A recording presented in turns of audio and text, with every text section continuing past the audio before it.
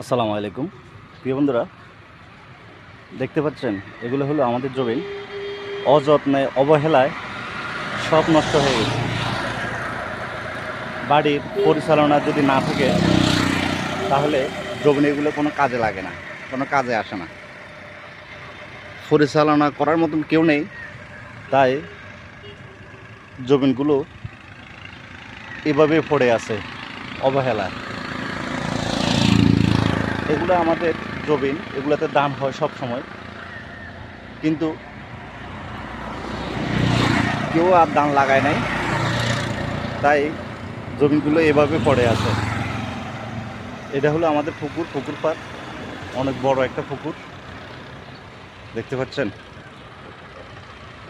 যাই হোক প্রিয় বন্ধুরা, ভিডিওটি কেমন লাগলো জানাবেন, আপনাদের মতামত জানাবেন। আল্লাহ হাফেজ।